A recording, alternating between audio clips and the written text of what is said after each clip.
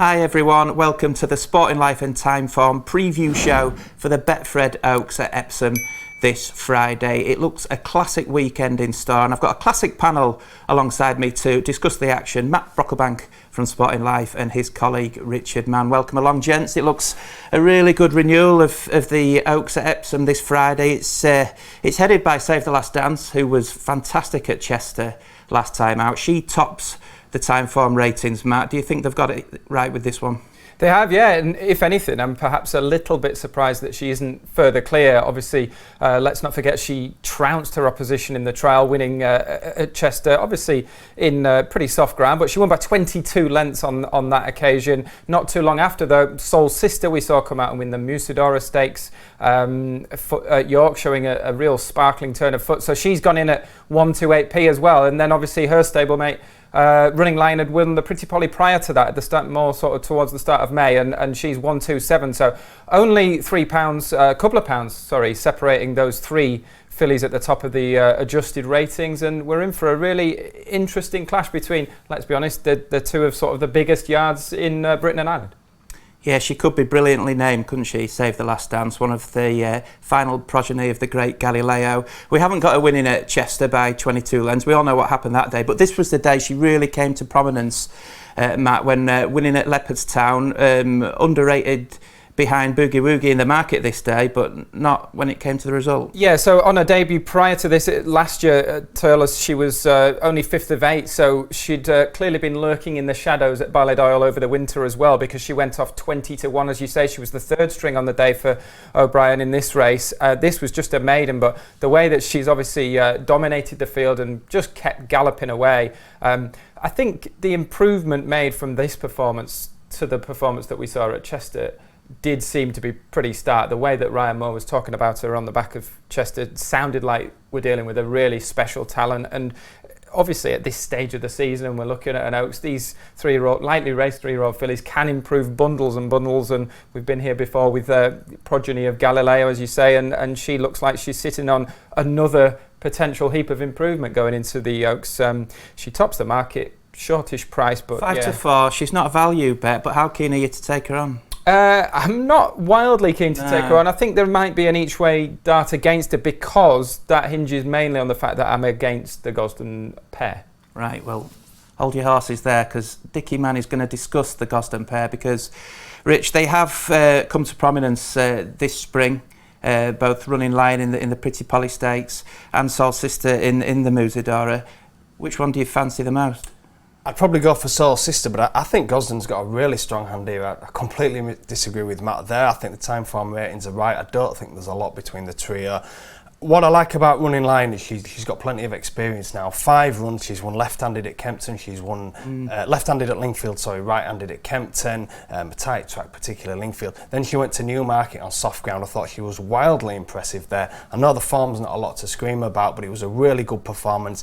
Slight doubts after the race. Shane Murphy said he wasn't sure that the Oaks trip would suit. Well, that's it. And John Gosden was also intimating the French Oaks straight after the race. Can do both. Is the trip on your mind though? Is she the 10 furlong filly in the race? Well, what did Lester Piggott used to say about Oaks and Derby? You need a 1.25 mile horse. She's definitely that. I thought she hit the line really hard at Newmarket. We're going to get better ground. We're not sure how quick it'll be, but it won't be as soft as it was at Newmarket. It's a question mark, but look, she's 6-1. I think she's a really talented filly. She's got some experience, nice low draw as well. I think she's got lots going for her. But as promising as she looks, I think in Soul's sister, her stablemate, she's coming up against a really smart filly in the making. She's only had 3 runs, and the second one at Newbury was a complete blowout at the start of the season. It was virtually unraceable that day. She showed nothing, but in between that, she won a maiden at Doncaster, and then at York in the Musidora, she was wildly impressive. Held up from Frankie, but she travelled through that race like a really good horse.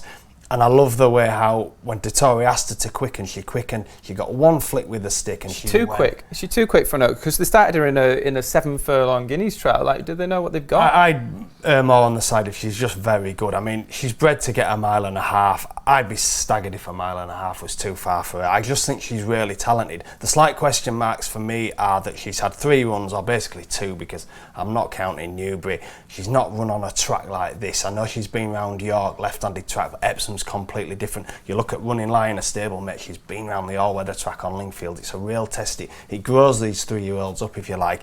So I worry about that, but I think in terms of potential star quality, Soul Sister has got as much as the favourite actually, and she'd probably be the one I'd go for at the prices. Eternal Hope, Matt, being supplemented winner of the Lingfield Oaks trial for Charlie Appleby. Thoughts? Yeah, she's a rung down, isn't she, on those 3 that we've mentioned in terms of what she's achieved on the track. Obviously promising, obviously well bred. She's a daughter of Teofilo out of a Dubawi.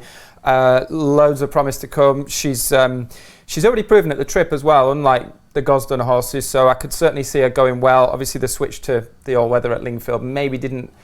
Those races for me didn't seem to be fully, truly run, did they? It can happen on the all-weather at Lingfield where it just go a bit of a dawdle and a slow down.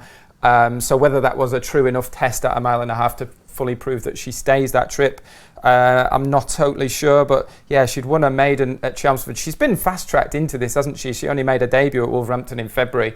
We didn't see her at all last year. Is that because some of the other Appleby fillies haven't quite come up to the level? I suspect so. She's been supplemented into the race, hasn't she? So it's kind of like they need a runner. What have we got? She's on the improve. I think it's a big ask personally.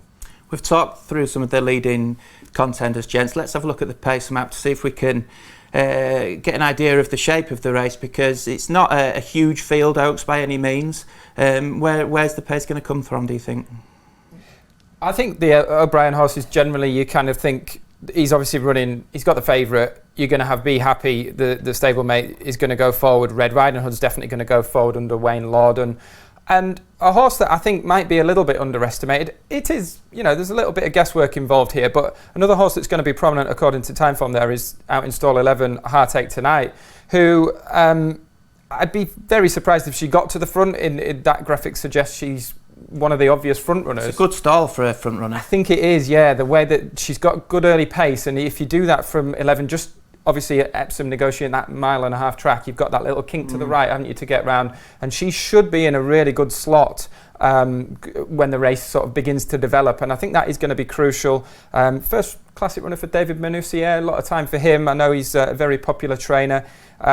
She's an interesting filly. One thing I would say is that if these kind of British and Irish fillies, and some of them behind the top three, they're a bit of a muchness. So if you're suddenly saying maybe some of the better 3-year-old fillies are over in France, well, this filly's only been campaigned in France and she's been doing really well. Made steady progress, I'd say. She won her one start last year in like a long shot. That race last time, the Allery wasn't run to suit at all, was it? It was a pretty pedestrian pace early doors. I think when you combine that with the fact that she's been running over 10 furlongs and she's utterly bred for 1.5 miles, obviously a half sister to Wonderful Tonight, the stables Group 1 winner over that distance. So I would give her an each way chance, I think. Just if Savethelastdance doesn't quite come up to scratch or something goes wrong with her, like I said, I'm against the Gosden fillies at 12 furlongs. I think this one's going to potentially improve a lot for the longer distance. Obviously, softer ground might have been ideal, but I think she'd get away with it on the day. So Heartache Tonight each way for Matt. Have you got a selection in the race, Rich? Yeah, I'm going to go for Soul Sister. Tactically, I think Frankie will hold her up, try and use that turn of foot. I personally see the favourite going forward. I think this could be a really interesting watch. More probably kicks for home, turning in, and Frankie will be stalking out the back. It could be a fascinating finish. Before we finish, we're just going to have a quick chat about the Dalbury Coronation Cup earlier on the card. It looks a really good renewal with a couple of unlucky horses from Epsom last year not reopposing, but trying to right the wrongs of last year, in Westover, who was an unlucky third in the Derby, and Emily Upjohn, who bumped into Tuesday in the Oaks. Which one, Rich, out of these two is the one for this year? Because on the best form, they've both got claims. Yeah, I think Westover's returning the Shima Classic. He's probably the standout piece of form. It's a brilliant run-up finish at Equinox. I think he sets the standard on that. I think 2-1's probably about the right price. Emily Upjohn, I just don't think her form's quite at the same level. She won a Group 1 last year at Ascot. She'd be a filly of J Lions that had only won a Group 3 coming into that race. I think Westover's whole body of form is stronger, but I thought on the other side of that, it's significant that John Gosden's kept her in training, because she's won a Group 1. They could have just sent her off to the paddocks, but they clearly think there's more Group 1s in her. So she's interesting, but I think Westover's the one on the book at least. It's a good race, Mark. We've got interesting horses from Ballydoyle and Godolphin. Hurricane Lane was third in a derby. Point Lonsdale runs at Epsom for the first time. Do either of those float your boat in this race? Yeah, I've always loved Hurricane Lane. He's absolutely gorgeous horse. Obviously, he had that little bit of a spell where he just wasn't operating at his best. But if you go back to his excellent run in the Arc de Triomphe, I think that form's like right up there as well. And he had his mojo back, didn't he, at Newmarket? The cheap pieces. It looked like it, didn't it? He just looked ready to roll again. Suddenly, on the back of just one relatively lifeless prep run, he was on it again. I think if he builds on that, he'll take a bit of pegging back. A word on the German raider as well, Tunes.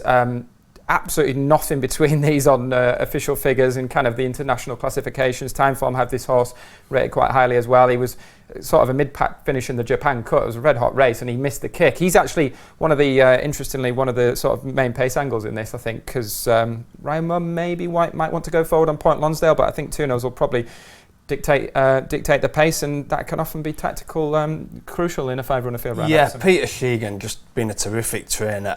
Rocky Gianni won for this trainer at Glorious Goodwood last summer at a big price as well, so I suspect he's only coming over if he thinks he's got a bit of a chance here. So yeah, it was priced up about 25 to 1 initially, which was an underestimated. Insult. Looking at maybe 9 nibbled or 10. in and could go off 10 to 1, something like that. But you know, he's not to be underestimated, is he, that horse? Any other bets on the card? I've got one if you haven't got one, so throw it back to me, by all means. No, I probably will be having a bit on the German horse, but I'm keen on Soul Sister in the Oaks. I'll save mine for value bet, but you've got one in the handicaps, haven't you, for Andrew Baldwin? Yes, Betfred handicap over 10 furlongs. Andrew Baldwin runs Massacala, who I'm interested in. He was 4th in the Derby last year behind Westover and 2nd in a Group 2 as a juvenile, and does other bits and pieces of form that suggest he's very well handicapped off 99 on his second go in a handicap.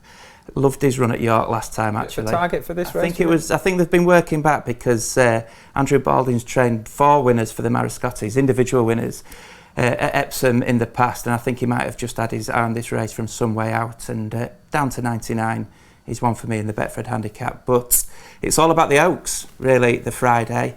Emily Upjohn in the Coronation Cup as well. Good luck with your wagers